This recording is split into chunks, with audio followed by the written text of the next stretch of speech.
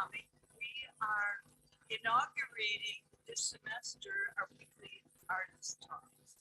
So this is pretty exciting for us because while we were doing everything online, it really wasn't as interesting as what we're going to be now. We have our guest artists involved in phases of visual arts come to speak.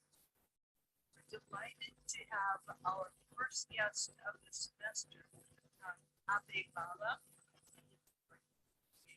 Yes, okay, thank you.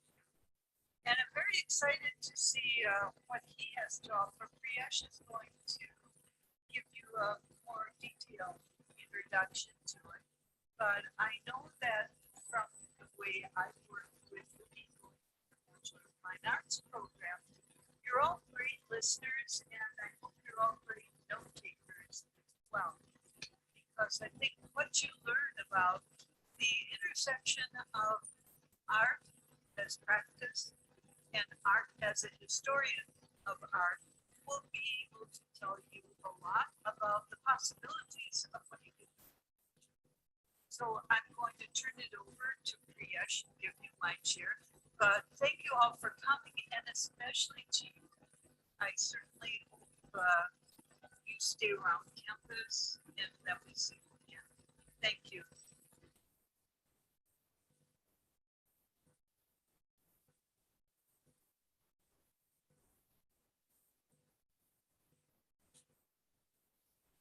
Hello everyone, warm welcome to all of you. As part of Nation Art and Cultures, an ongoing series of artist talk and public programs, we intend to bring practicing artists to all of you that we can indulge in direct conversation with their practices. So today we have with us Abhay Bala. Abhay is a researcher and artist based in Delhi, a graduate from Ambedkar University, Delhi in Social Sciences and Humanities. He has completed his Masters in South Asian Studies, majoring in Art History, Visual Culture, and History from South Asia Institute, Heidelberg, region. His area of focus is modern and contemporary art and other derivatives that constantly occur. He co-curated Outliers, Rebels, Disruptors, Delhi Shilpi Chakra 70 years on, the Women's Gallery, Delhi, in April 2020. Is part of Choraha, a collaboration of artists who intervene in public contested spaces of Delhi. So this presentation would be 1 hour long. We'll have question and answers for half an hour after this. So the title of this talk is Relocating the Start of Indian Contemporary.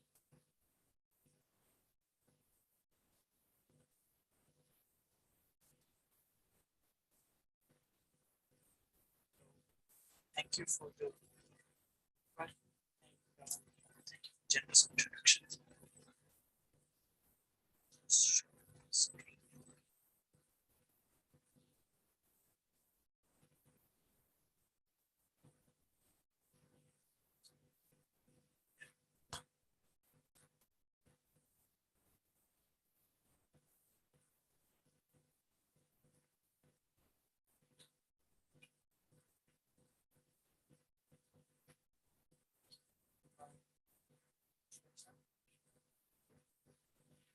First, I would obviously like to thank the University, the Center for Visual Culture, Visual Art and Culture, and the General School of Liberal Arts and Humanities, and of course the Dean and Kia, especially for having me here. It's been an interesting space for you.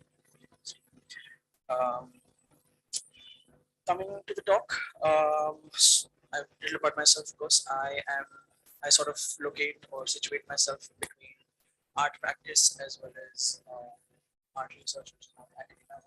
Art practice also basically, but in terms of more art historical art philosophy. The title of my talk today is Relocating the Start of Indian Contemporary Art. I also have some of my works, which I mean, it's a question to show. Perhaps we can see them at the end if we have a little more time. Yeah, I should start. I'll go through. There are some slightly more complex questions. I might be speaking too fast. I have habit of that, so stop if you want. So, questions whenever you feel comfortable. So, just as Proust begins the story of his life with an awakening, so must every presentation of history begin with an awakening. In fact, it should treat of in fact it should treat of nothing else. This is Walter Benjamin. This research project started off during my master's as an attempt to try and understand the start of contemporary art in India, which has now gone through into several different directions. The awakening happened during one of my courses on the historiography of contemporary art and contemporary art in India. Something felt missing at the time. There was a feeling that there should be or there has to be something more. To understand or to locate the start, it's crucial to understand that art is to understand or to locate the start of it is crucial to understand the constantly evolving and expanding discourse in the art of on what the contemporary even is. What does it mean? What does it signify? What it attempts to move away from, what it holds art to be, what are the issues that stem while writing about contemporary art, and more specifically, writing historically about contemporary art. Defining and locating contemporary art continues to be a problem for art historians, theoreticians, and critics alike.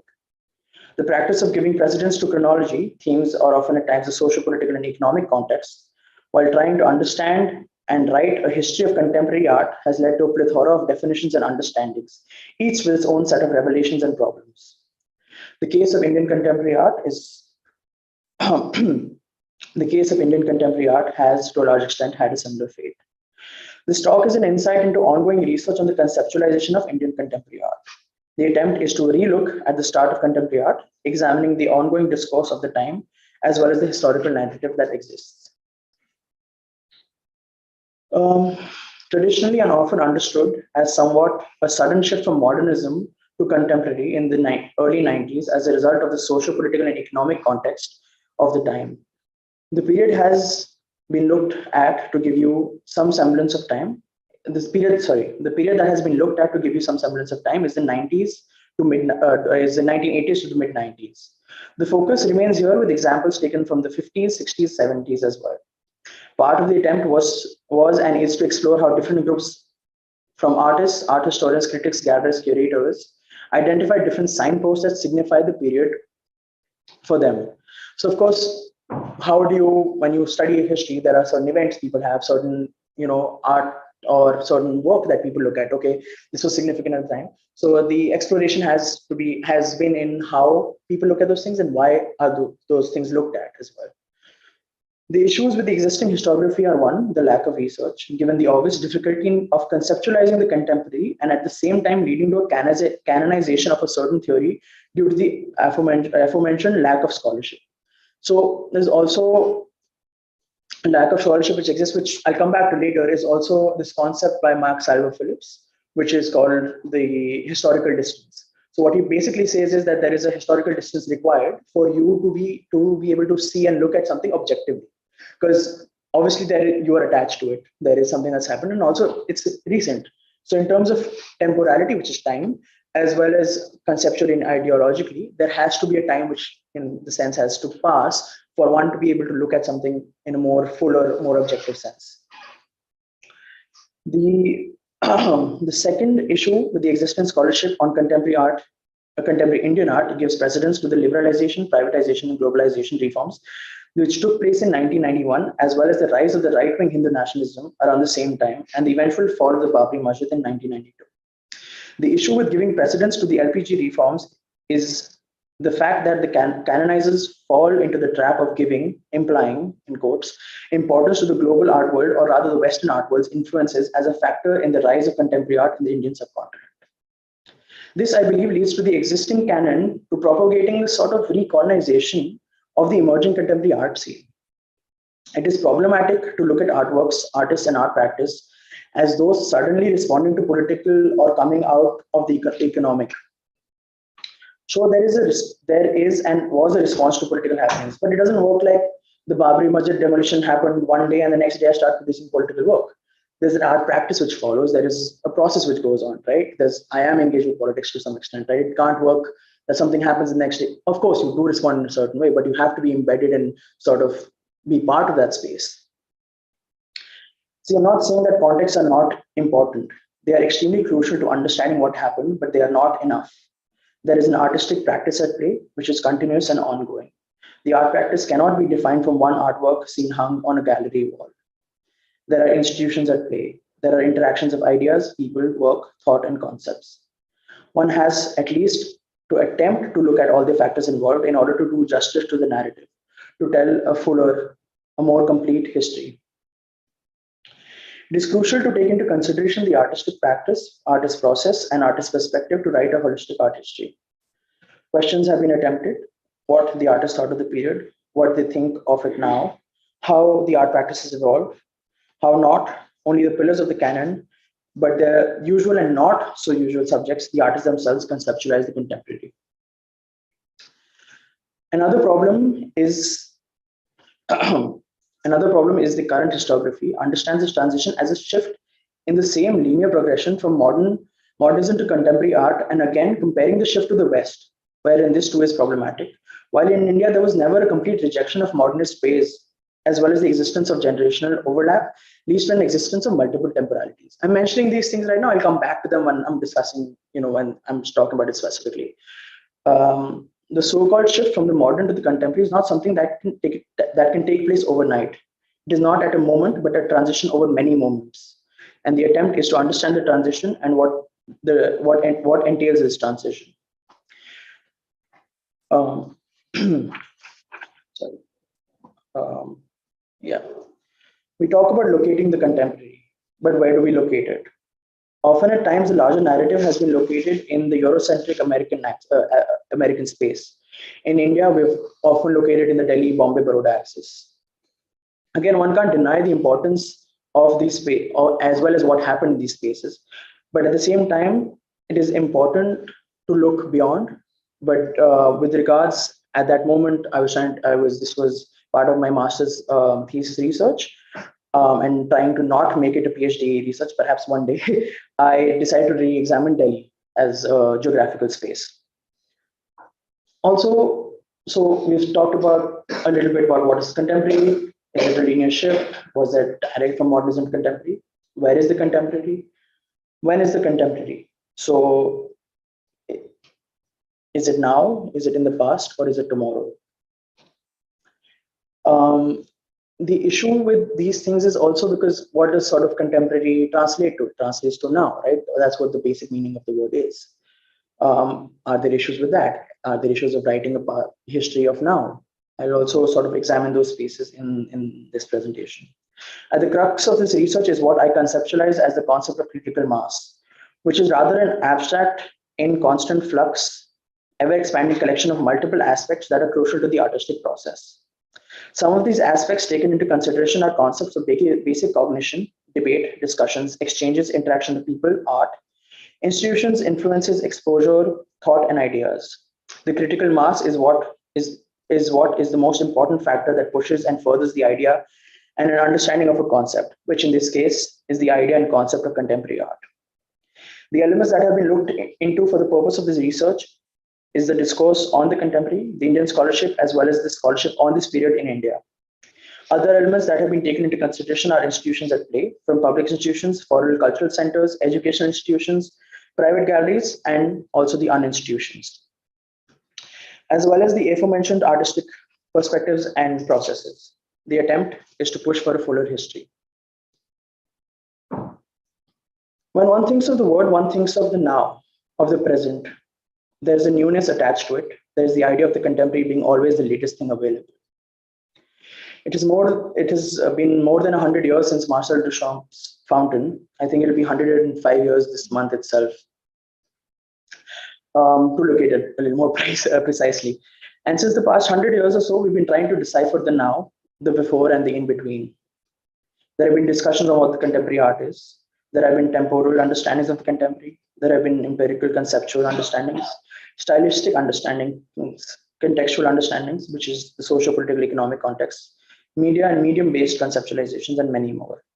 But besides the solidarity of accepting it to largely signify the now, there hasn't been a complete consensus on the term. There is a consensus of the existence of a now in the past or in present. Of course, the question comes in, why do we need to locate it in temporal terms or in a certain chronology? Why can't we just accept it to be a concept? Well, how does one begin to deconstruct a concept? We may rely on the term itself. So what does the contemporary as a term refer to? It refers to the now. So sort of the term itself forces us to look at chronologies, forces us to look at the temporal. And in the past, art history has had a lineage of looking at time. And obviously there is temporal contexts which are important, right? You can't sort of do away with them. There is a context which is required to understand to further to understand the concept itself. Just to bring in some examples of how the contemporary has been and continues to be deciphered in different ways. For Terry Smith, the word contemporary has always meant more than just the plain passing present. Its etymology, we can now see, is as rich as that of the modern. The term calibrates a number of distinct but related ways of being in or with time, even of being in and out of time at the same time. So there are different art historians, there are theoreticians, there are critics who have written throughout time during for them, contemporary was there in the 1960s. It was time for them. There are people who have looked at the 1960s now. The contemporary still continues to exist, right? And you look back at the now. So there are those things as well, and sort of deconstructing the term itself is where a lot of people started. So we speak of a now, but the now too is in relation to something. It exists because of a past as well as a future. It doesn't exist, in isolation. For Boris Groys, contemporary art is different from modern art, which was directed towards the future, and it is different from is also from postmodern art, which was a reflection on the modern project. Contemporary art privileges the present with respect to the future and the past. So to rightly characterize the nature of contemporary art, it seems necessary to situate it in relationship to its modern project and to its postmodern reevaluation. Again, I'm not saying, okay, we should do this or we should do that. I'm just trying to present you with different arguments that have existed through time, just to get a better understanding also. Because the crux, especially for you students here right now, is there's no one definition of anything. There is no one theory, okay, I'm saying this is it. Obviously, there are historical facts, there are paintings which exist, there are things that happen. But there is a need to question what happened. There is a need that there are multiple histories, there are other histories, there are counter histories as well. And that's what one should keep in mind. Another important conceptualization of the contemporary is also situating when the contemporary was besides is, as I already mentioned. Is it with Manet? Is it with Duchamp in 1917, as I already mentioned, or post the Second World War, or the 1960s with pop art, or in 1989? So besides the term itself, people have also located it historically with different things. With people said that Manet's work sort of was very different at the time, and they located with one work. Then comes Duchamp, quite a long time later. One work happened, and it can be categorized as contemporary even now, right? Is it, even now, again, I'm using the term, so one has to sort of be conscious of what terms are being used. But then there are people who located with post-war art, with Pollock or other people, and then there is 1960s which happened. Then there are people with Hans Welting who sort of locates it with international context. In 1989, what happened was the Berlin Wall fell. There was a sort of rejigging of the whole international politics. So some people situate it then, but where do we situate it, right? What is it for you? Where do you start it? Terry Smith locates the trajectory from 1960s to the late 1980s in his book, What is Contemporary Art?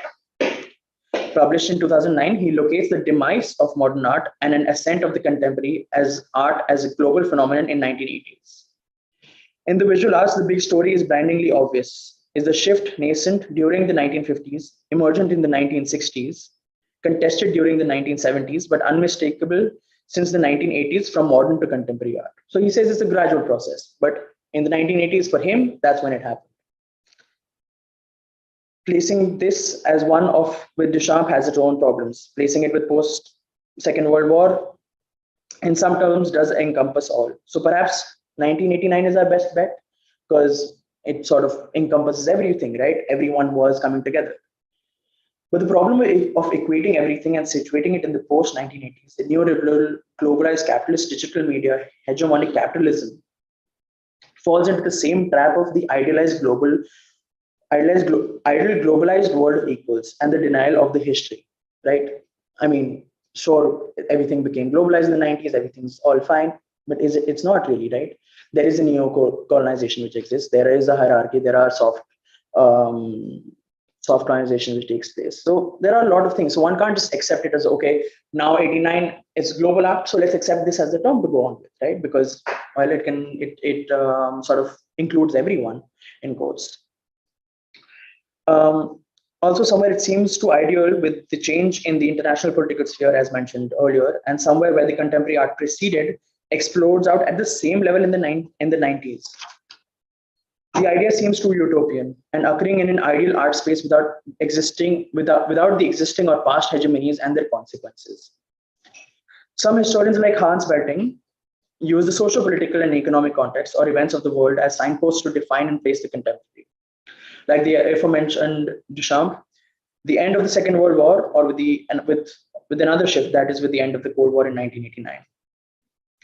The problem of using real world context has been very well articulated by Rutzenbaugh.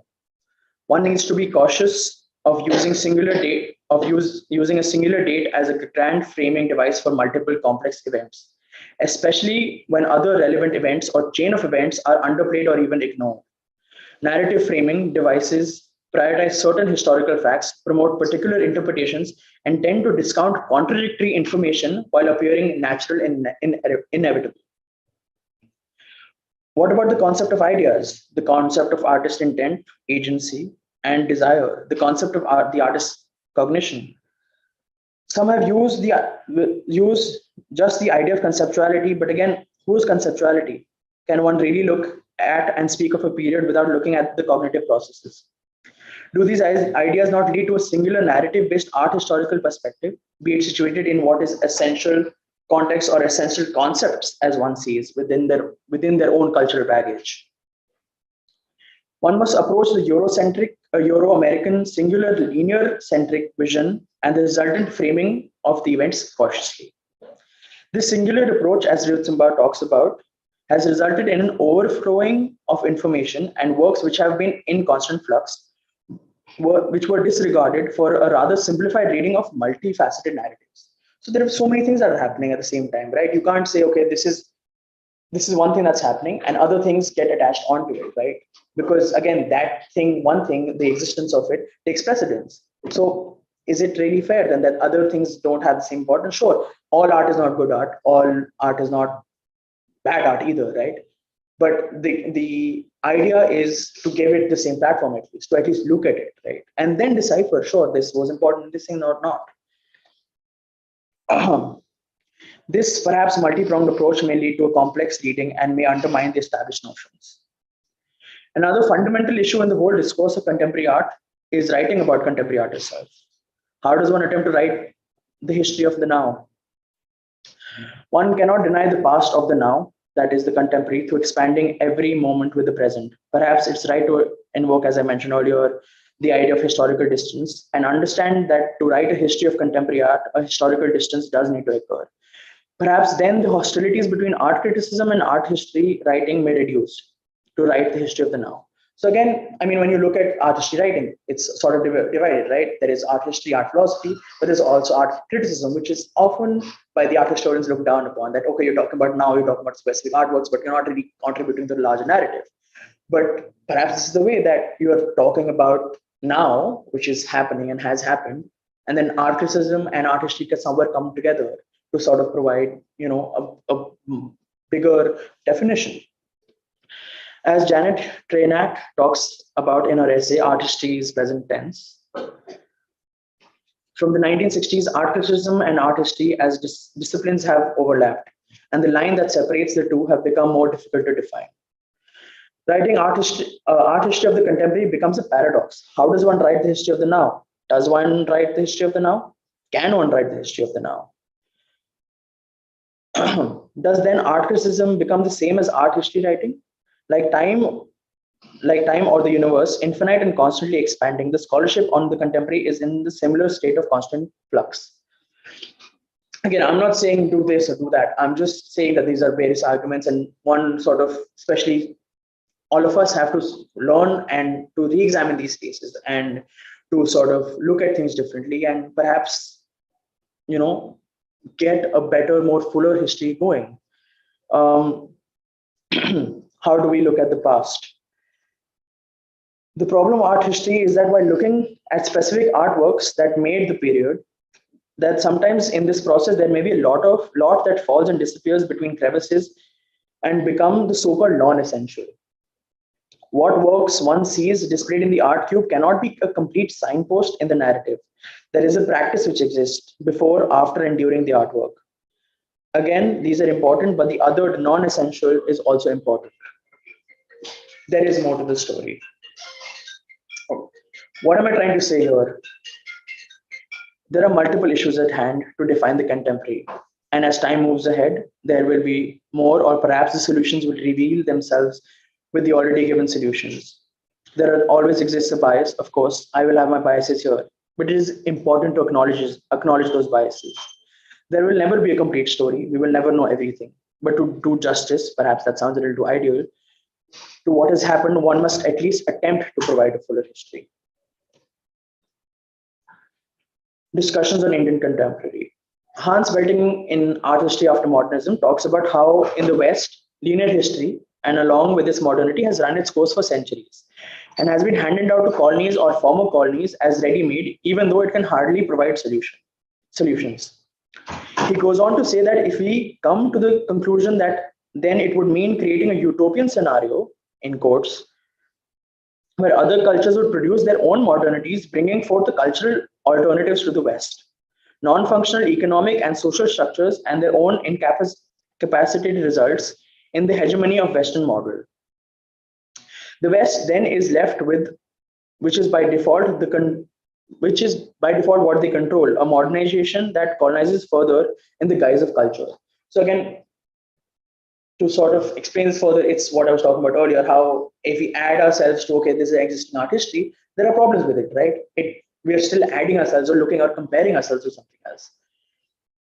To create and identify and equate it with the West is where the problem starts. As Belting states, in the end, we still attempt to become a part of the Western structures, or the argument of the center and the periphery can come here.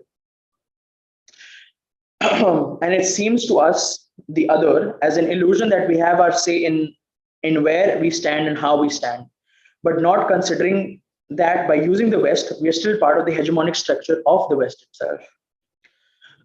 Early writings, as well as more recent discussions on Indian contemporary art, seem to be trying to stand on their own feet, but continuing to look at our own history with similar concepts and tools that have been used in the West. The validation from the West is still sought. Again, talking about Ruth Simbao, she talks about the idea of global art and somewhere how Belting's idea rests on Western historiography existing as is, and the other, or the periphery, joining the existing historiography to make global art history. Perhaps in the same way, most Indian historiographic writing, in an attempt to make their own stand, fall into the same trap of applying these concepts to the other, which is ourselves.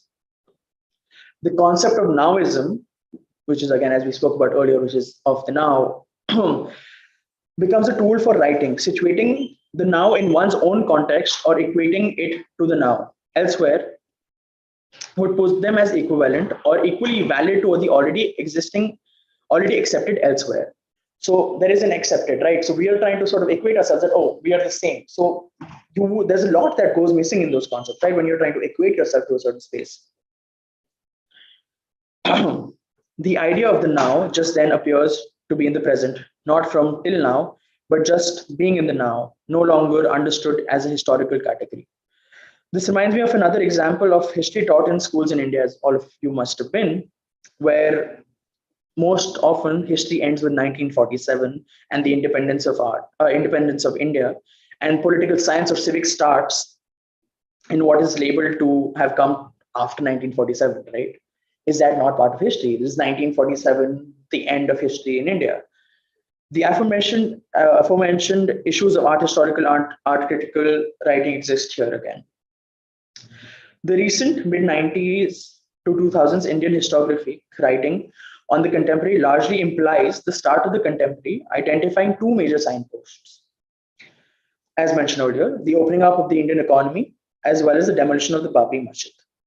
What is interesting is the time that it's coincident to the international signpost for contemporary art. So we located at early 90s, 1989. Hans Welting also locates it, or other people as well, including him, located at 1989 as well with the international sort of change of politics. The historiography talks of Indian art scene catching up to the West. Does the use of globalization buy into an equal unhegemonic idea of global art history, making it homogeneous and ignoring the Indianness? With 1989, do they want to be part of the idea of global art history that Ruth Simba talks about? A global history existing as other being added to the already existing Western art history. I'll come back to this later.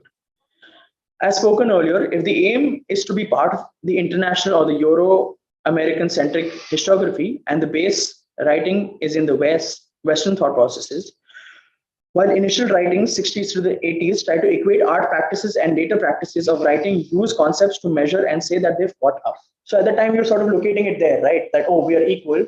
But now come the writings in 1980s and 1990s, we're saying, oh, we are catching up now. So there's a lot of contradictions. Then there should be contradictions, of course, but one needs to look at these as well and not just accept it as going ahead. In her introduction to the essay, to her essay In Quest of Identity, Gita Kapoor, this was published in 1971 in terms of just sort of giving you an idea of history. Beginning with a conceptual framework built from cross-references, the specific preoccupations of the artist, his ideological and aesthetic dilemmas will be considered. In the last section, issues in contemporary Indian painting will be discussed in the light of the above. What is interesting about this text is her in-depth research and discussion of indigenism and the discussion on the dilemmas of the artist. But what she fails to talk about is the term contemporary. What does she mean by the contemporary? Is it to connote a certain style or more commonly used to signify the now? Once again, in her book Contemporary Indian Artists in 1979, 8 years later, she also uses the term contemporary and once again does not discuss the term. Perhaps this might come across as nitpicking by me, but how can a term just be used in passing? And especially when you sort of know that you are making a canon of art history, you are contributing to the scholarship, right? So there has to be a reflection that needs to take place. Without any discussion, definition, or explanation, especially such loaded terms as contemporary, can't just be used. What is more interesting in this book is that Kapoor discusses artists like F.N. Souza, Ram Kumar, Akbar Padamsee, M.F. Hussain, Bhupen Kakkad, and J. Swaminathan. All artists who, in traditional terms, would be modernists. So, what are you really trying to say here? And as a writer of art history or a writer or an art critic, can you really use these terms loosely? You're talking about so-called modernists, you're defining stylistically about their works, you're talking about them and talking about them as modernists. But then what is the contemporary? Giving benefit of doubt, perhaps the attempt was to equate the art of the West and the other, to perhaps make a stand saying that we are not behind and our art of the now, the contemporary, is equal to your contemporary. The understanding of the contemporary is used as now without attempting to conceptualize it, and even later in her much larger scholarly work on when was modernism, published in 2001. So it's been quite some time. She refers to the same artists earlier referred to as contemporary artists as modern artists, without giving an explanation of her use of the term in her earlier text or without any reference to it. This reminds me of an interesting event, if I may call it an event, is the issue of naming the Institute of Contemporary Art Boston, which is what it's called now. It was initially called the Institute of Modern Art Boston, which they decided to give up the term modern for the term contemporary to be called what is called now the Institute of Contemporary Art in 1948. What is interesting about this is that this led to a whole series of reactions. There were other organizations, there were other museums like the MoMA, for example, which is still called the Museum of Modern Art, right? Again, I'm looking at a specific example from the West. I know it has its own issues as well. But what I'm trying to bring through here is that there were discussions that were happening, there were conversations that, which led to a lot of reactions. It wasn't just accepted as, okay, this person's written something or this person done something. It just goes on. And the fact that Mohammed at the time refused to toe the line and change his name, there were debates and discussion on what the contemporary meant. There were scholars, critics, and writers who came together and debated on what the contemporary. There's also a book, forgetting the name right now. There was Amelia Jones, Ray Smith. All these guys came together. They were popular writers, architects, or historians of the time, came and culture theorists who said, "Okay, let's come and discuss what this means. There's something that's happening here, and we have to be sort of aware of what's happening." What is essential to question here is was there a discussion around the contemporary? Was it used as an accepted term borrowed from the West? Shivaji Panikar in Indian Art and Overview, in an article titled Indigenism, an inquiry into the quest for Indianness in contemporary Indian art, he fails to mention or talk about the contemporary. What is it? Why is it in the title? This is just an example of the different understandings of perhaps taking the term contemporary for granted in the scholarship of modern contemporary art history.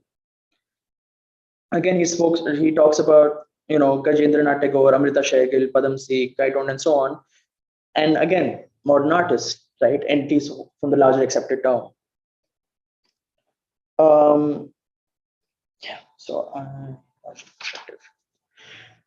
In no way am I trying to segregate art or box it up, but what I'm trying to argue is against the casual use of terms and lack of importance given to actually conceptualize the term contemporary by scholars while writing about Indian art in the 20th century. It is not only about the lack of importance, but somewhere an acceptance of a floating term, that is the contemporary, as largely being understood as a now, without any logic or paying attention to what the term one is using, what that can and does translate to, and will eventually lead to what kind of understanding. The nature of historiographical writing, both in the 1960s to 80s, as well as in mid 90s to 2010s, seem to be writing to buy into this whole sense of Western inclusivity, and the writing the same way for the West to perceive it in the way they would understand it as self-inclusion. Okay, enough about the problems with the terms, art history, writing. What really is contemporary art? Besides the idea of the now and the presence, what does it contain? Some things which have been generally agreed upon are maybe the breaking of the narrative tradition. The overt social political is foregrounded. There is a re-examining of histories and the art process coming out, not as a response to the narrative trajectory of the 20th century or before, but more as an idea of pushing the boundaries of what is known as established art. There is something we want to push against, we want to create something different. And in a sense, there is a foregrounding of the process of creation within the realm of contemporary and an enhanced responsibility towards the social. In terms of more mediated aspects, there is a use of new media, the body, and the material itself. These things become important, right? There is technology which comes in, there is new media which comes in, there's sound, music, videos, but there's also the artist's body which comes in, there's performance art which comes through. The internet comes through, the virtual and the continuous challenges of the picture planes with the social collaborative participatory art process which also become key, right? There's participatory art as well, there's collaborations that also happen. Again, sure, collectors were present before, but it takes it to a different level. Coming to India, it was slightly peculiar here because there was no complete rejection of institutions. There was no anti-institution, which sort of in the larger, again, Western concept of what modern contemporary art is, there is an anti-institution phase, right? I don't want to present in a gallery. I don't want to, museums, all of those things or spaces. There is a generational overlap which takes place here. There are, again, artists like Ram Kumar, Hussain, or Satish Gujral, which have been practiced, or I guess Satish Gujral was practicing till 2020. These are artists, so-called modernist artists with their modernist styles and frames. They've been practicing. So in the contemporary, so are the contemporary artists or modern artists? So, and then there are artists who are working with new media and so-called contemporary art. So there is a generational overlap. There is multiple temporalities, as I mentioned earlier. There are multiple generations and multifaceted spaces which exist in India. There are artists from multiple generations, their own experiences, beliefs, contexts, which make up the contemporary art space.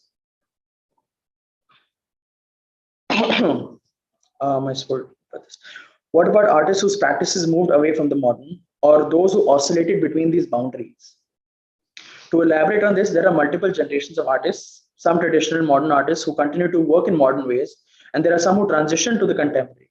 There are some whose practices were in between, and this was not limited to an older generation, but even with newer generations. There was an existence of different times, multiple temporalities existing in one present.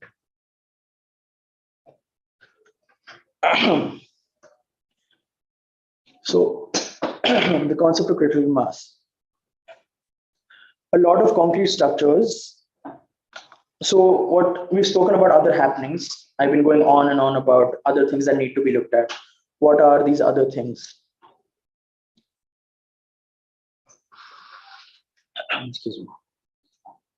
So, as I spoke about critical mass that exists, right, as an abstract concept, a lot of concrete structures, institutions were looked at to understand the existence of the critical mass. I understand. Thank you. I understand that the whole aspect of the institution itself cannot just be accepted merely as a naturally occurring phenomenon. The institutions have its own set of politics, its own philosophies, and issues like power hierarchies, accessibility, and much more, which need to be understood and discussed at length before actually using it. With the constraints of the talks, I will not be getting into it in this discussion. As mentioned earlier, these institutions largely look at Delhi itself. I have divided these institutions largely as one, foreign cultural institutions, educational institutions, centers for degree education, public institutions, which is government-owned sponsored art institutions, and private galleries and unstructured institutions. The overarching connecting institution, that is critical mass, in my opinion, is the most crucial to the process of which the idea contemporary art was understood in India. Some of the aspects of this institution are art collectives, informal discussions, in-house pop-up exhibitions, artists living together, studio interactions, workshops, the act of talking, discussing, deliberating, looking, and just something as simple as a conversation. Not only are these crucial to the artistic process, but to the larger existence of critical mass. It is what is the most important factor that pushes and furthers the idea and an understanding of a concept, which in this case is the idea and concept of contemporary art. Art or art practice does not exist in isolation. It is because of this critical mass that it exists and furthers its own as well as the existence of others. So foreign cultural institutions, just to sort of quickly go through these different institutions that I'm talking about, were set up by different foreign nations that support, propagate, and bring together various cultural programs from different countries. So again, as you know about the Max Muller Bhavan, the Alliance Francaise, Russian Culture Center, British Council, American Center. So all of these times that were happening through time, there were important spaces that were adding to this critical mass that I'm trying to understand. Through my interviews with various artists, especially artists who were in art college and universities, either completing their undergraduate or graduate studies during the mid-80s and 90s, keep these institutions in high regard for giving them exposure to new art, films, culture, literature, and much more. These foreign institutions brought to India a lot of artists and provided a much needed space for exposure to the arts. These exchanges played an instrumental role in discourse and furthering the ideas of art and adding to the critical mass at play. For example, Edge of the Century, curated by Amit Mukhopadhyay in 1999, which happened a little later, spread over different institutions in Delhi with collaboration with foreign institutions like the British Council, Max Muller Bhavan, Alliance Francaise, was very important because a lot of it sort of led to initially foreign artists coming in, foreign spaces coming in, but also grants being applied. Then collaborations with Indian artists also started happening in this space. The Russian Culture Center where Vivan Sundaram's installation Houseboat was shown, with Inder Salim and Shantanu Lod's outsourced hoarding of Your Humble Servant originally installed opposite on the side of a road opposite the Russian Culture Center as a provocation. It was later, I'll show you an image later, it comes in later. It was installed as a provocation to what was happening in that space. So it's not just what's in this space, but there's also a reaction to it. There's also other things happening because of that one sort of event that took place. Educational institutions largely refer to public institutions that provided a structured degree education, such as Delhi College of Art. This is a period where art degree education was largely public.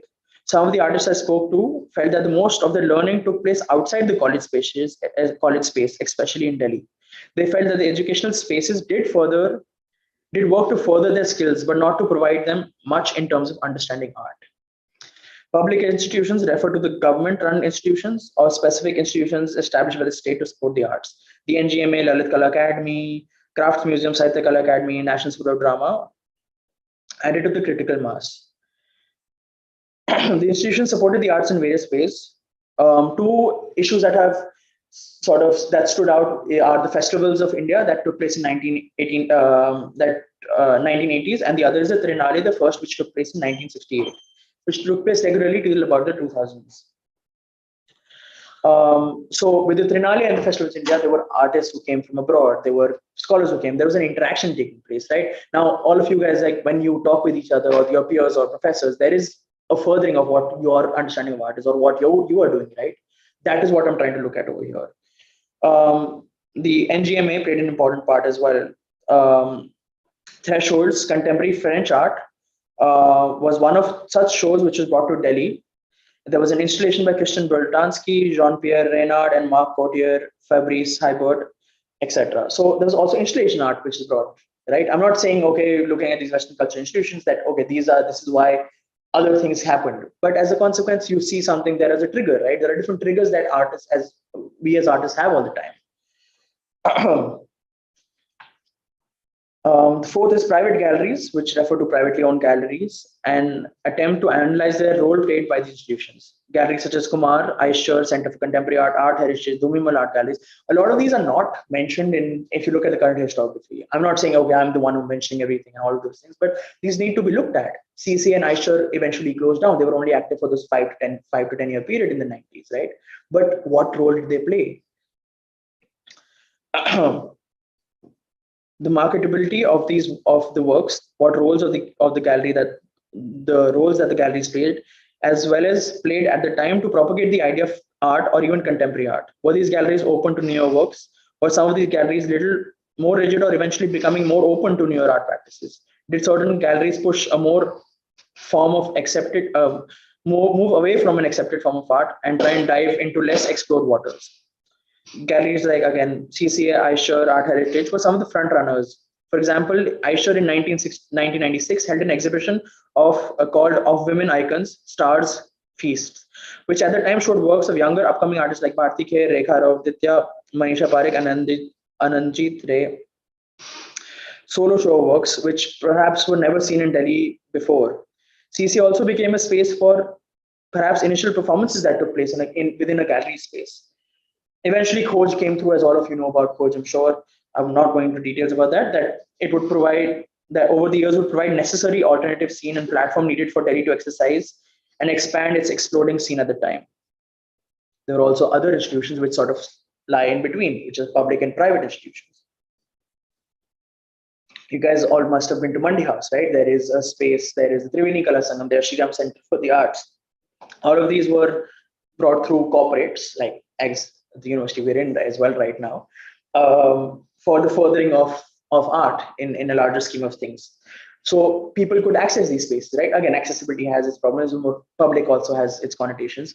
But the idea was that I could rent out the space, I could show my work.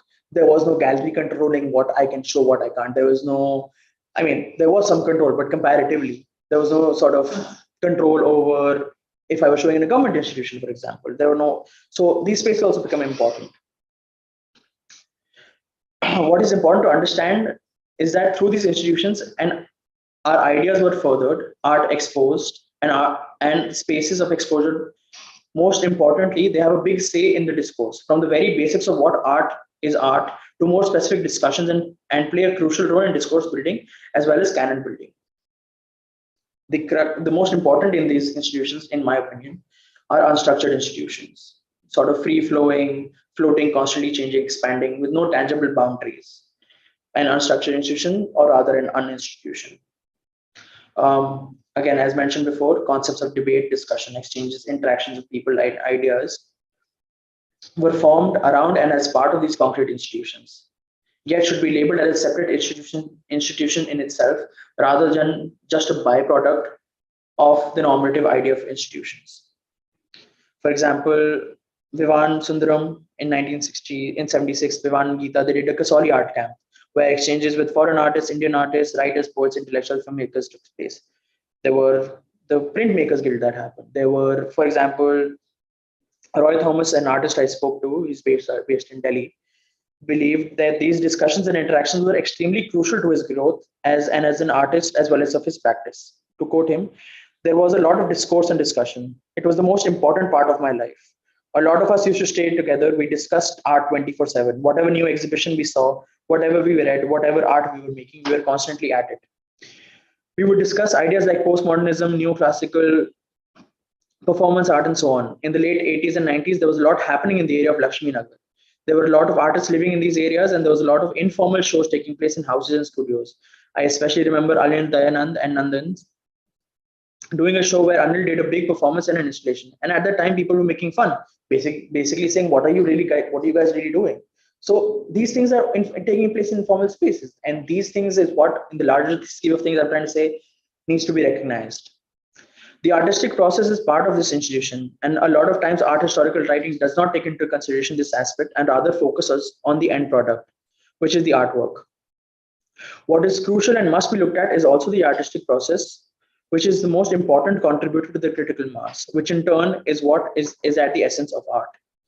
How things are looked at, how they are made, the thought behind them, the philosophies, the belief, the works that never made it to the white cube, or the ones that the artist didn't show, are all part of this end product, which is looked at. But one can't study the end product without looking at this process, right? Again, all of these have their own problems. Institutions have their issues, but it's important to at least bring them to the discussion table. It's important to recognize these happenings, these processes at play located in Delhi. Again, I know I might be repeating myself, but the reason why these institutions and critical mass is important is to get a better understanding of what really was taking place, how it was and why it was. It is critical to look at these rather as an abstract space in which what furthers art. Okay.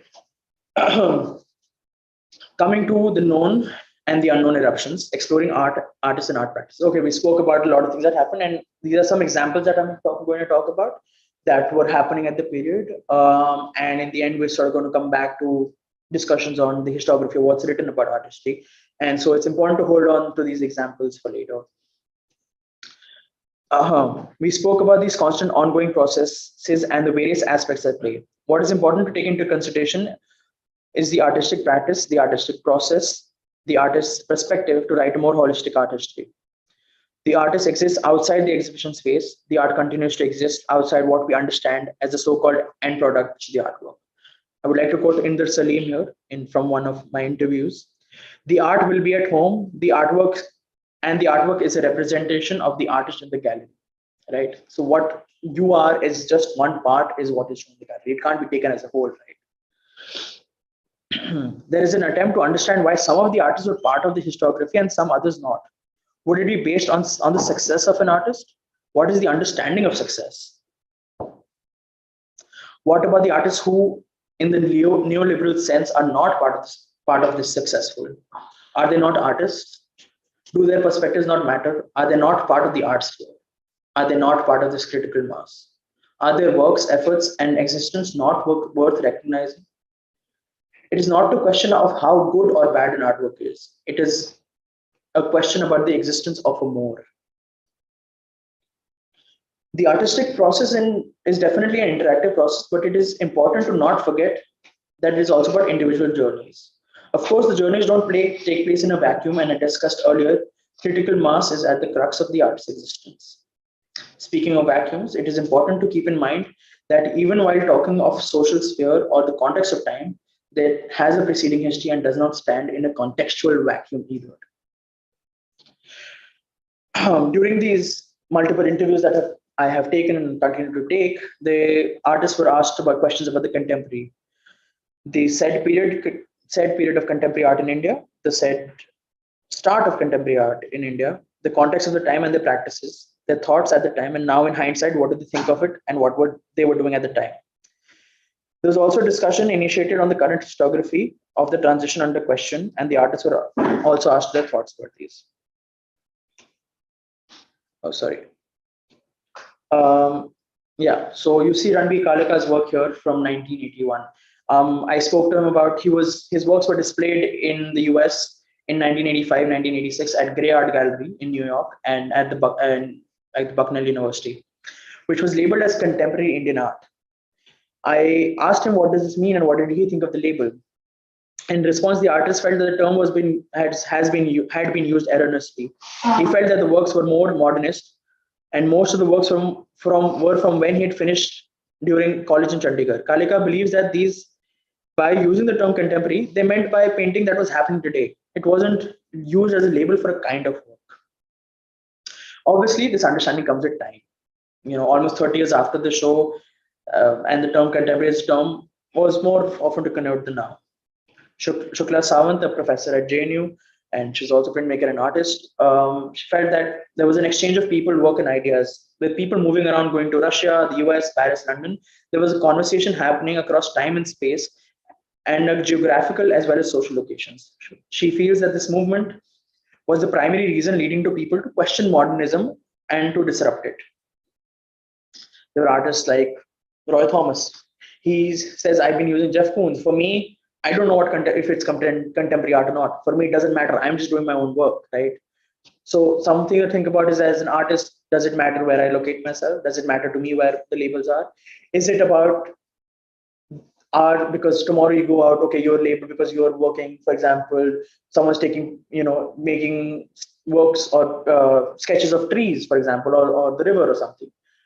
You might be located in art ecology or in the Anthropocene as addressing it, but maybe you're just doing still lives or you're focused on the texture. So it's important to understand where these labels are coming from, in my opinion, again. But as an artist, you can say, I don't care, whatever, I'm just making my art. It doesn't matter where you locate me. So in this, Salim speaks of the left-leaning ideology and of Sehmat. I don't know if you guys know about Sehmat. It was Safdar Hashmi was an activist, and it's stemming from the CPI party. Sehmat started in 1989 after so they did a lot of, how to explain this better? They did a lot of activism. They did a lot of social, raising. Sorry, theater group, right? Of course, yeah. So theater group, which eventually sort of formed into something else, but basically raising awareness about a lot of issues. At the time, there was a rise of right-wing nationalism happening. So these people were going into different spaces and trying to counter this through, Nukkad Nataks or different spaces, different ways. At the time, this person was killed, Safdar Hashmi, and then this organization was created. Again, in 1989, which is important because it's before what people locate 1991, 92 to happen. So political happenings were happening anyway. So a lot of these leanings were from the left itself, and we can come to that maybe later in the discussion, which furthered the idea of art being utilitarian, and that brought forth social change was more important to the art than the artistic preoccupations. So what Sehmat brought in, and the idea was that the social change and political work is more important than your artistic preoccupations. I don't care if you want to make good art, want to make something nice or whatever else. The social and political should be priority. The current historiography talks about the surge of political works in the 1990s and as an immediate response to the political context of the time.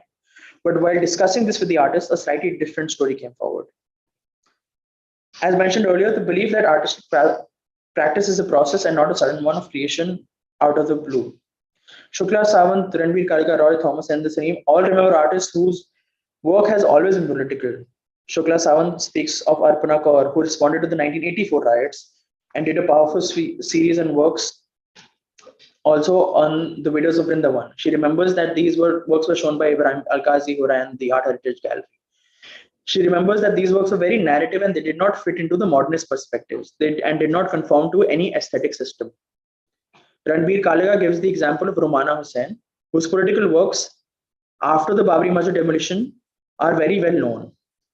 But he strongly argues that her art has always been political, right? I am engaged with the political as a person. It's not like something's happening. There is an awakening which happens, of course. But my argument here is that these things were happening from there was a process in place. These things were happening from a time. And what I'm trying to do here is to give you concrete examples of what I'm trying to say as well. Kalika also talks about the famous political works of Vivan Sundaram. Kalika says, in case of Vivan, even earlier in the 1980s, when Vivan's medium was painting, he made political works. I clearly remember that in Kasori, he had painted a wrecking ball with Sanjay Gandhi demolishing all the slums. It was a very much political work. He also made some works, perhaps called Signs of Fire or something, in response to the 1984 Sikh riots, where he made a burnt work. See, nowhere can this research be used to make certain generalizations. But the attempt was to listen to what the artists thought of the period and what they think of the current historiography presents. These are some examples that one needs to hold on as we go further into the discussion. Experiments with different mediums exploring the practice. So, sorry, yes, just going to this last couple of lines, yeah. So what's important to understand is, again, understanding there's artwork which is happening politically, socially, but also what was happening was that different mediums were being explored. And perhaps we can come back to this later, but some of these works that there was a vision exchange workshop that happened in 1969, 1960s, established by Akbar Padmasi. So talking about new media which comes later is which videos and everything. I mean, there's an argument which happens that, okay, after the 1990s, this was taking place. But with examples as these, one can see that this was taking place much before as well. Which is also interesting is that with the argument in the 90s, there is this argument that, oh, art is accessible, technology is more accessible. In my discussion with Inder Salim, that what came through was that it was very difficult to obtain paints. It was very difficult to sustain yourself. For him, performance was not necessarily a choice, but a compulsion. Because no one's going to buy your art. My art is political. He painted things on Kashmir, where he was coming from. So he said, no one's really buying my art. So I don't have money coming in. So now the option is for me to turn to performance. So it's also those things that one needs to keep into mind. There were, again, more discussions on about the mediums. So liberal, with the opening of the economy, it does have a trickle down. I'm not saying it didn't happen. Eventually it did. But to generalize and say, okay, this is what led to contemporary art, I don't think that's fair.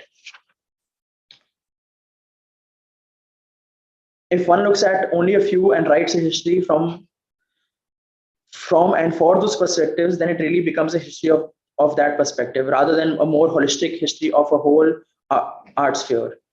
Do those written about go down as part of history and the others cease to exist because they are not included? Do they cease becoming artists? Is their art not art anymore? Should one canon be valorized and other perspectives ignored? A rather correct view may emerge if the said art sphere had multiple canons that allowed multiple discourses to abound the enriching of the times. Have then the canonizers been detrimental to the scene with their short-sightedness and only promoting a single discourse? Again, slightly debatable, but just coming to the last part of my talk. The two most common frequently visited events, as already mentioned, are the demolition of the Babri Masjid, a sort of culmination to the rise of the right-wing nationalism, and the opening up of the Indian economy. What is crucial to understand, these events did not take place in a vacuum. The build-up, if you look at the history of the right-wing nationalism, the build-up was happening in the 1980s, and obviously one can trace it back to the partition and so on and so forth, right? Nancy Adjania and writing in art history. What I'm talking about now is the 1980s and 1990s writing and 2000 writings on art history in India. Nancy Adjania, writing in art history and visual culture in India, 1857 to 2007, starts her essay with talking of Wittgenstein, warning his students about the hazards of approaching experience through the ready-made paradigms. And she quotes, "It is as if a man is standing in a room facing a wall on which are painted a number of dummy doors, waiting to get out. He fumblingly tries to open them, vainly trying them all one after the other and over again. But of course, it is quite useless. And all this time, although he doesn't realize it, the real door is in the wall behind his back. And all that he has to do is turn around and open it."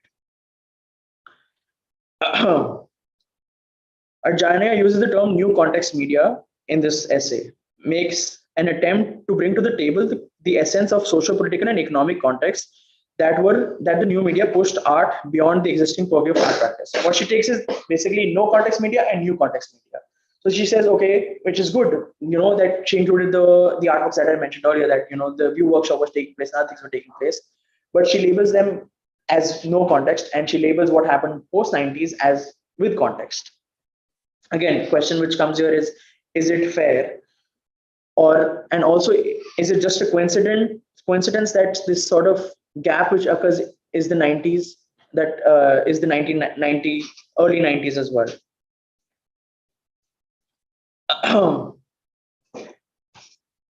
By stating that there was no context for the production or circulating these media, the artists had neither the language to describe their work nor the patronage or support to sustain it.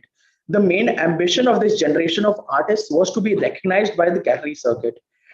This quote takes away the important concept of studio practice, artistic intent, and artistic agency and want. Perhaps the ideals of the artist in me does not allow me to accept this as a fact for an artist and the existence of an art practice. Sure, there were some, but the main ambitions of a generation is just to be recognized by a gallery space. Perhaps this is where my bias sets in. Looking at the artist Arjanya talks about with this new no context media, their explorations into the field of new media was not about sustenance and recognition. It was an attempt to push boundaries of this established art.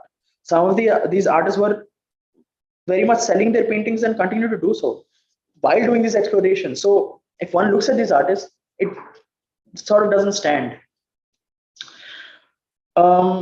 In a section called The Beginnings, the first phase of Indian video art, 1992-1994, Johan Pineapple talks about pre-90s, where he talks about video technology as a relatively inexpensive medium that was primarily used by civil society for educational purposes. After stating this, he says that artists as a community kept their distance from this medium, but it does not provide a reason for this established distance. As we have seen that in cases mentioned above in the last sort of chapter, the accessibility to these mediums wasn't always true. For him, a lot of work stems in response to the political events taking place at the time. There is no deniability in the importance of the socio-political economic context of the time, but it is crucial to move away from a sense of finding an art historical moment and understanding it more as a process of entanglements and a constant flux, eventually manifesting itself into something tangible which the human mind can define. Ranjit Hoskote, another prominent curator writer, talks about, in his essay Indian Art Influences and Impulses in the 1980s, gives focus to the change in India's economic situation from the mid 1980s, the LPG, which he believes led to some most dramatic changes in the period. He writes that the new period of globalization provided artists with new problems such as censorship and intolerance, but also at the same time opening up of a different space for practice as well as dialogue. For Hoskote, globalization and a new sense of internationalism allowed India's artists to close the gap of belatedness that for decades left Indian art behind its contemporary movements elsewhere in the world. He says we're catching up. So it's problematic to, at least in my opinion, to sort of say it outright.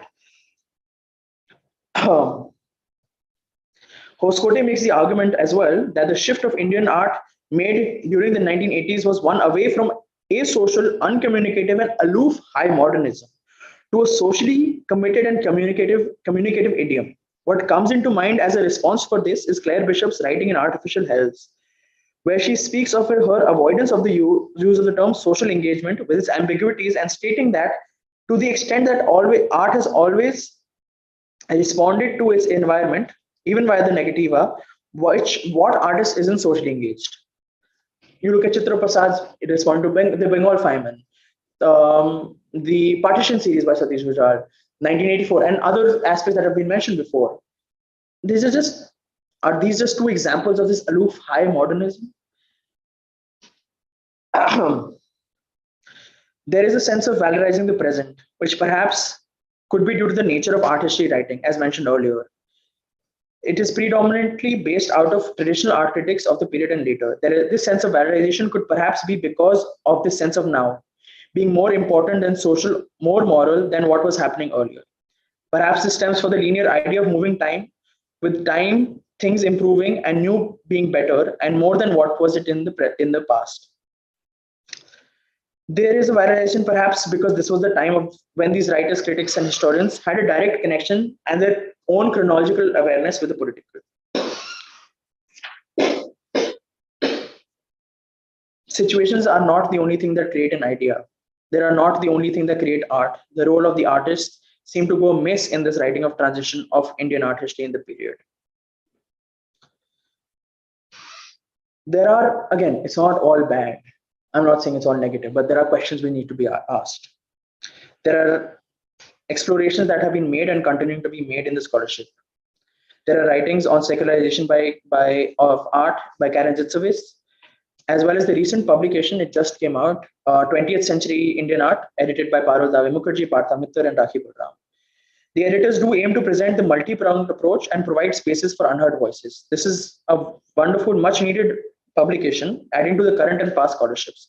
It contains 50 plus essays touching upon a host of subjects, from responses to modernity, post-coloniality, art activism, community-based practices, folk tribal arts, crafts, photography, art writing, and journals, museums, institutions, and a lot more.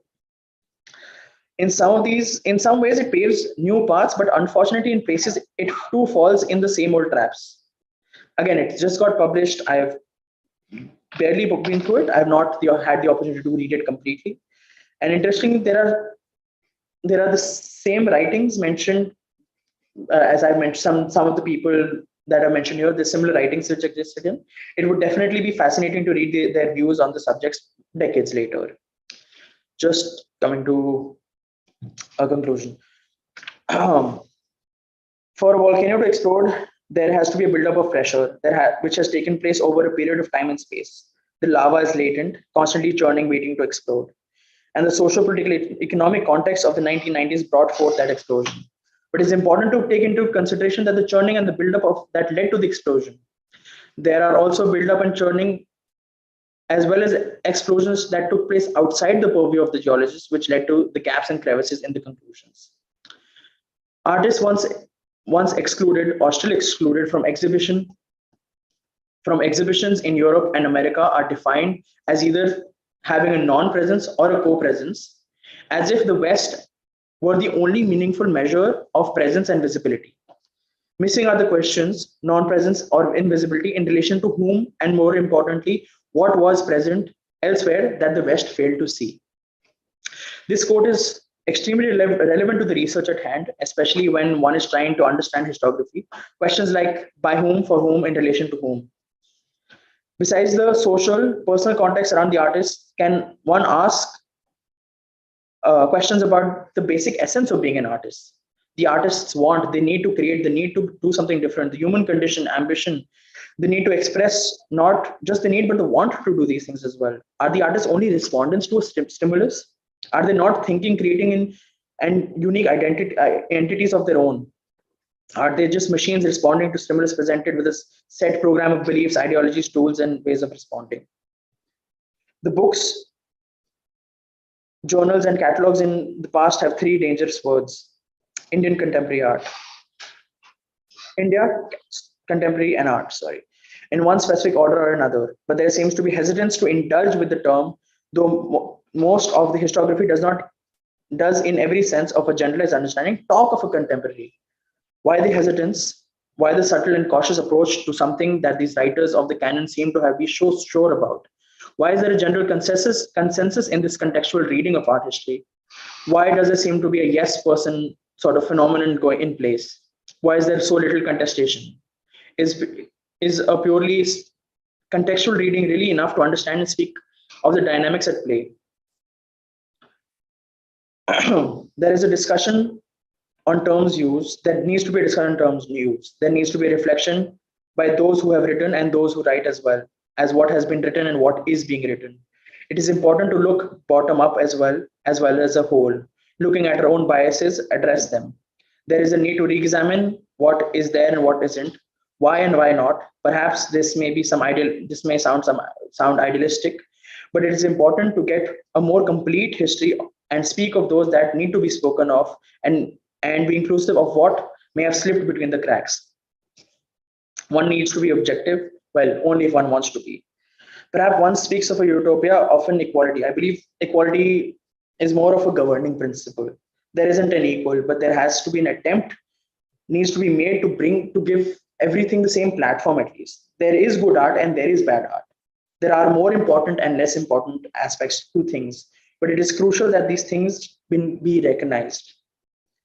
There has to be a better reading of the situation. Voices and contributions need to be recognized. There has to be examination, a re-examination, a looking and a relooking that must happen. A relocating has to take place. Sorry, this was supposed to come earlier, but yeah.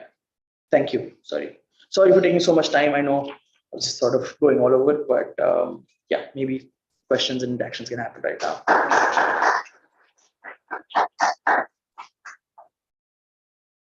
Thank you so much, Abhay. Okay, put on the mic. So I think he left it off because the voice was not going properly. So I think now They will be able to hear it. um, Like when we are taking our questions, it will be online as well. Can you? Yeah. So I don't know if the questions have come online. They haven't yet. Maybe they can come in the chat. No, I was saying when people speak here in the room. I think Okay, if we'll manage. Maybe I'll just repeat the questions here. all right, so we'll open up for question and answers. Feel free to ask anything. I'm curious to hear what you would have. Well, let's see if I'll shoot. I should know. Well, I guess first of all, it was I beautiful conversation showing the complexity of contemporary art.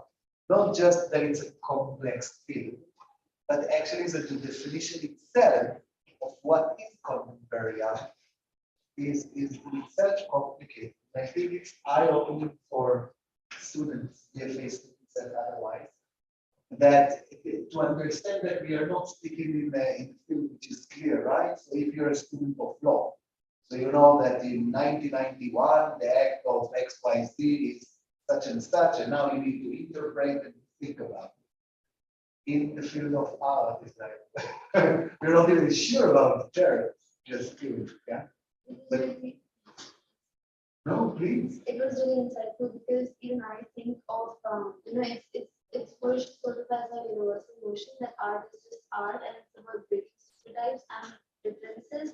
Like we shouldn't differentiate between art forms, but this was insightful in knowing why it is important. And so it just gave a more objective reasoning to it because we just think about it on our own, like from our own accord and from personal biases, but this gave a lot of in-depth understanding. So I know I might have sort of spoken a little too fast, so please feel free to sort of ask me certain questions again. I know I tend to sort of ramble on at some time. So if there are any questions, just please. Yeah, I think we can have questions in the chat as well. I would like to Yeah. I have a question. Yes. So you said that you very nicely described that there is good art and bad art, and how contemporary art is also being misinterpreted in a lot of ways, and a lot of and is considered to be or could be present in every period, maybe. Like every period could be contemporary period also. And at the same time, the terminology keeps changing. So like modern art would then be contemporary, but then change because we now perceive it as modern art because now we've seen the history and we've come through that period of time. So do you feel that the understanding of good art or bad art is also in a way based on the judgment of what period we're living in right now, that may be contemporary right now? And if nothing really is a part of, if nothing really is a part of or differentiates really into contemporary art or specifically structurally makes contemporary art, then what is good art and what is bad art? So of course I agree with you. There are, I mean, with everything that we think of or we do, there are societal norms, there are contextual norms that exist behind us, right? There is a certain way, there is a certain reason that I'm here. There is some things that have happened before me. There is even the writing of what is there that I have problems with. The fact that I'm here today is because those problems exist, is because of that writing that exists, right? There is a need that I'm sort of questioning, and this is also in hindsight, right? Maybe these people who have written on certain problems, they might also question these things, right? So to one extent, I agree that there is a social, there are, norm or normative things that exist that we sort of think, okay, this is good art. There are things, for example, the Mona Lisa, right? Okay, there is a brand about why is it good? There is a brand about it. Yeah, people have to go. He took 14 years or so or longer to sort of make it. But is it the brand about it? Is the idea that it's good that you go to see it? Or is it because you actually want, are curious to see if it's good painting? If you look at the image, some people might not like it. They're like, okay, it's just the painting of a woman, right? But I think it's important for you, especially as artists, to understand and sort of have in your own mind what good art or bad art for you might be. Forget good or bad art. What art is even defining it, right? There is decorative art that people they use painting, they use videos. It still be art, right? But for me, for example, okay, what I've come to sort of what good art for me is something that holds me. There is something that happens all the time that I look at this painting, okay, so looked at it for a second and I moved on. I want it to make me stay there for longer than a second.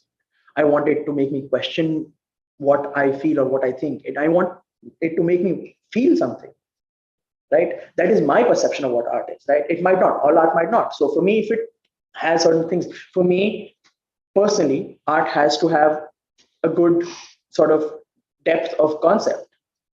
A lot of it might not. It might just still be a good sort of, still life. I'm not saying it's bad, but in my opinion, I would rather have something with a larger, conceptual depth. So again, it for you it can differ. It Van Gogh's work, for example, everyone's like, oh, it's great. Yes, it is. But for Priyesh, maybe he doesn't like it. Maybe I like it more.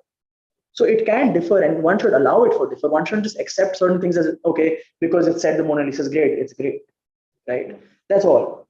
Again, you can still like it. There can be an acceptance to it, but it's relative, and it is important for you to decide what is art for you and what is good art for you as well. You'll know, for example, food as well, right? It might sound little. You like it, and sometimes you don't. You have a taste.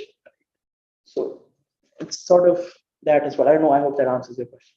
Yeah, it does to some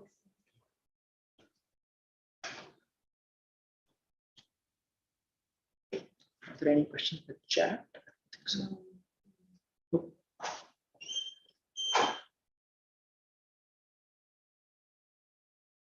So we are collecting more questions.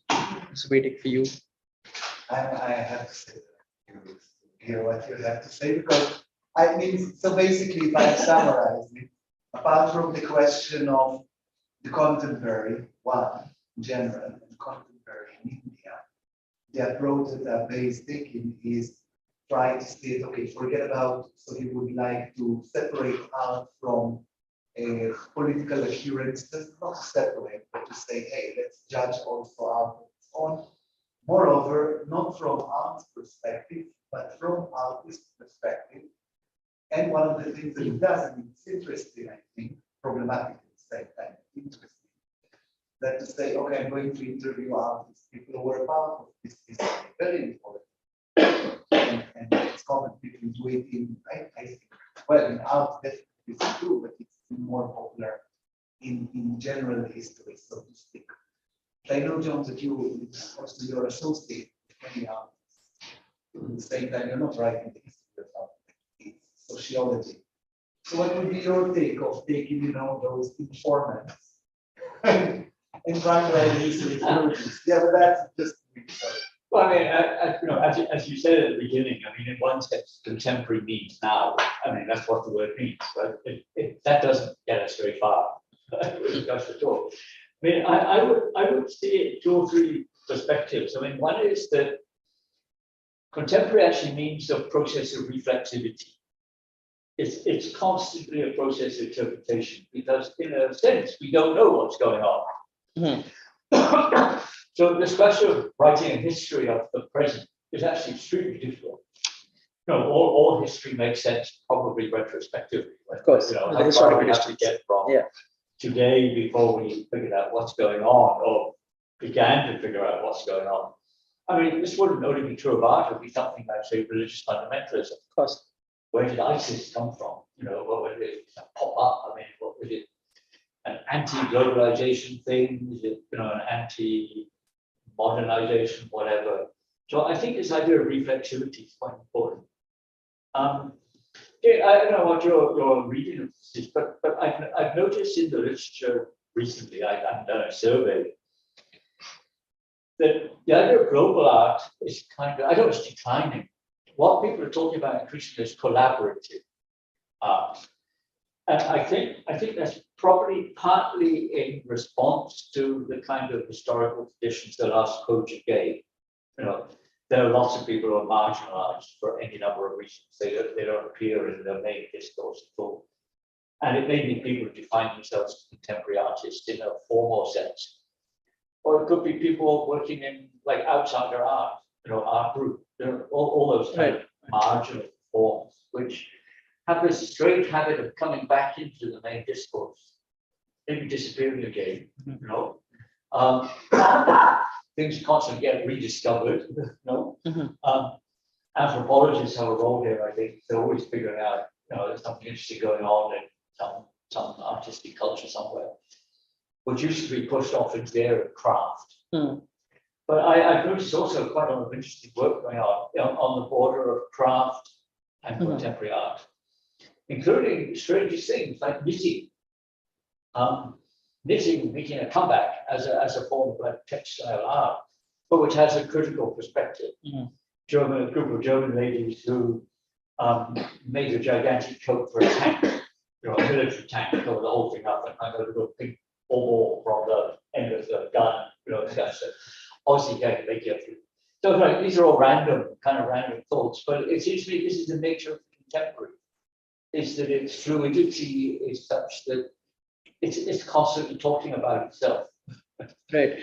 Yeah. I mean, I agree with large chunk of it, as I mentioned, that it's in constant flux, and what we are constantly trying to do is trying to understand, right? And it's difficult because there is a history, but it's also now as trying to understand it happening at the moment. So it's always happening constantly, and it's changing constantly as well.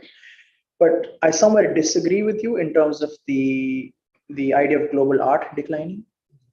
I think I would rather use the term it's situating itself in a different space. What's being looked at is also the idea of center and periphery, right? There's a global south, global, north as well. Those concepts exist, and I think there is the solution to these issues somewhere. The solution to a linear history is somewhere being found in this sort of global art history, redefining sort of global art history in terms of multiple temporalities, as I mentioned, in terms of multiple centers. Okay, not looking at the Eurocenter, but multiple centers. But again, which has own set of issues, right? If you look at one center with a periphery, that periphery also has another periphery, right? So there are multiple complications. I'm not saying it's a sorted space, but I think a larger trajectory is sort of moving into the space of redefining the global art history in that sense, right? Moving away from traditional understandings of global art history, which is, okay, there's one linear trajectory of history of art narrative of the West, and sort of attaching itself. So I think there is progress being made in that space, sort of redefining, relooking at it, and still under the sort of term of global art history rather. But I agree with it's too complicated. Again, there is a hindsight needed, and maybe 10 years down the line, that's completely different. And what's interesting is that the writers that I mentioned, a lot of these writings were from the 90s to early 2000s, and now this book that's come out, the same writers have written. So it's almost 2 decades later. So that historical distance, maybe that comes in, and it'll be interesting to see what they talk about. But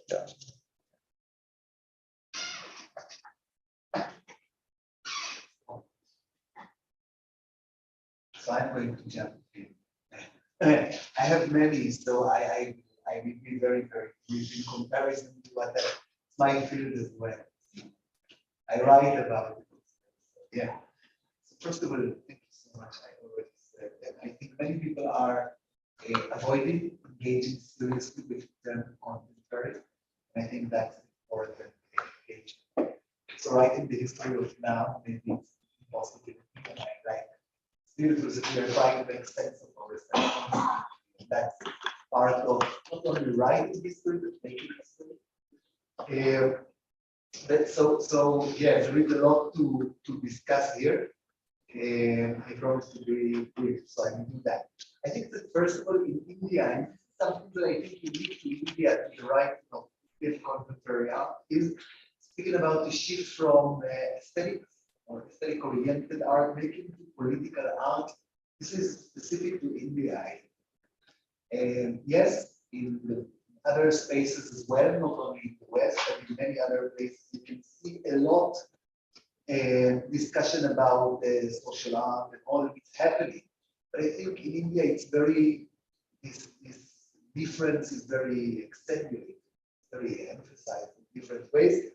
And I think there is a reason for it because of particular agents, Vivan Sundaram and the group of place for people among them, who were merging with a work which was more narrative oriented, more representative, and more political and engaging. So there is an interest in narrative. And I'm saying that not to question their narrative, but actually to think about what actually took place, if at all, it's something definitely to look at. Experiment and new media is, when you go to Wikipedia, and I did it when I was an art student, and I wanted to understand what the hell is contemporary art, and my teachers were in denial, and they were saying, no, there is no contemporary art, there is modern art. That's what is going on, and it's interesting because they were making modern art. And when you spoke about those parallel universe, I think they exist much more in other spaces apart from India, much more than what we think.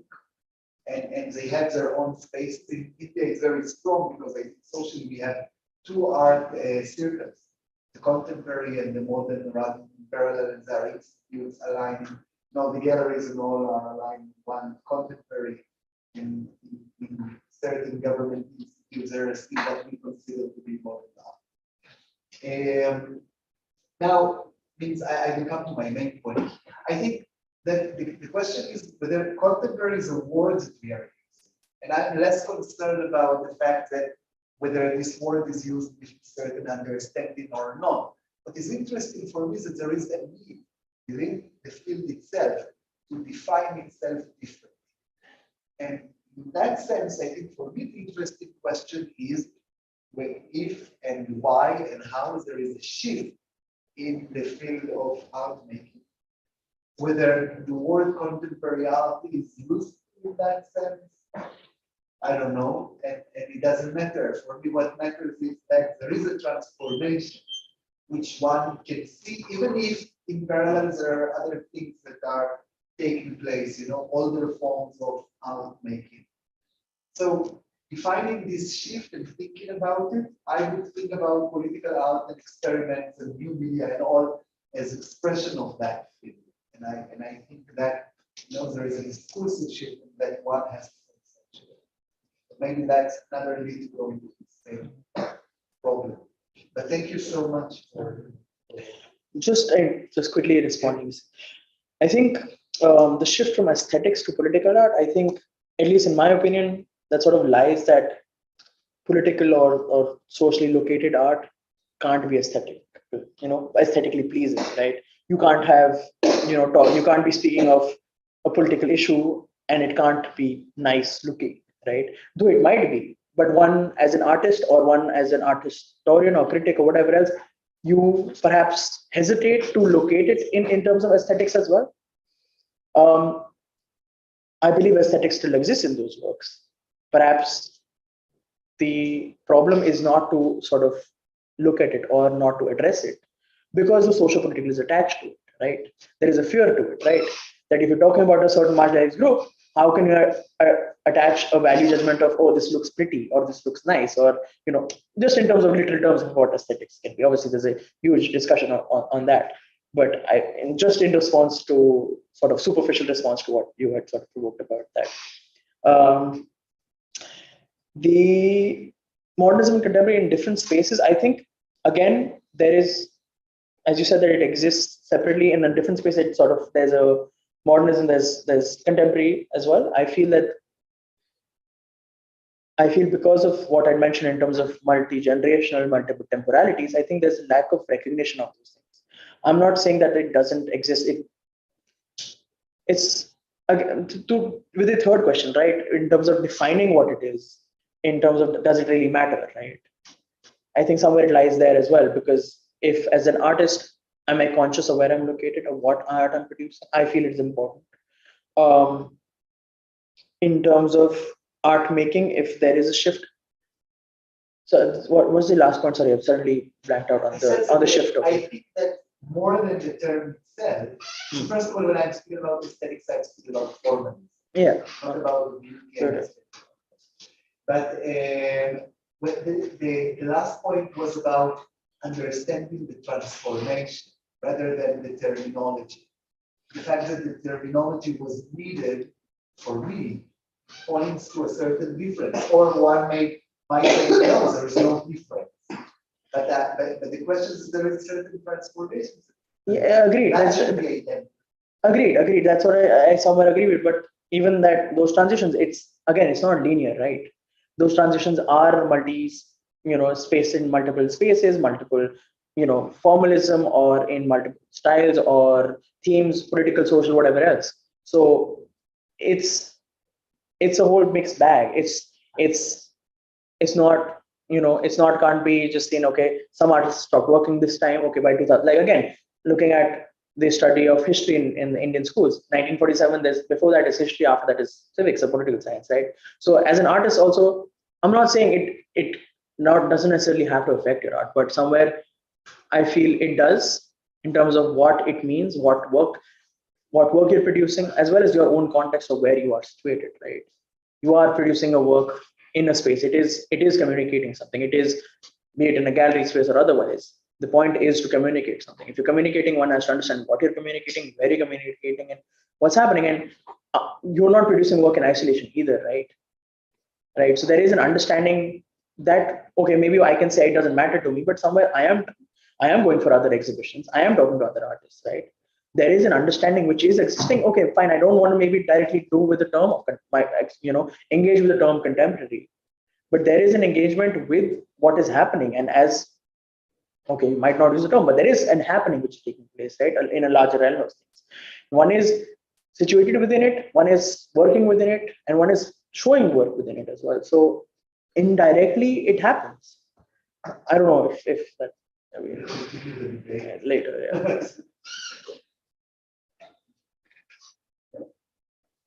But I also think Yeah. that I'm not particularly discussing. Like for contemporary art, I think it's also limited to, I'm not limited, but it's also defined geographically. Mhm. So to give an example, in Bangalore, where I live, I've seen many graffiti, like graffitis on the Yeah, wall. yeah. So that to some people may be contemporary art in that state. Mhm. While in Delhi or in Kashmir, for example, contemporary art might have a completely different thing. It might be, knitting. Yeah. Or it might be making a carpet. Mhm. So that, like the definition, not just is mean like what is it today or 4 5 years Yeah, ago, yeah. but like state to state. Yeah, that's important as well, right? I focused on Delhi as well, but that's what I'm saying, that there's also a larger state to state as well, with a larger realm as well, the West, and also called global South, or even India, or even the Indian subcontinent. There are different things that are happening. There are different things that are happening in Baroda, Delhi, Bombay, Madras, other places also. Again, looking at these spaces, and there are different things that that's why it's important to have these conversations, right? It's important to have those multiple narratives to understand a more wholesome thing, right? It can't say because, oh, contemporary art in Delhi is this, so it's the same everywhere. That's what I'm trying to say, that you have to look at other places. You have to look at what's happening in other spaces to get a more wholesome idea, right? To get a more fuller history that, okay, this is what is actually happening, right? Have to wrap up. Yes. So we'll carry on the conversation. And thank you so much, Abhay, Yep. for the talk. Thank you all for joining us online and offline. So We are meeting next week. We have another. next week we have another talk. We will see you. Thank you for having me. Thanks, everyone. Thank you.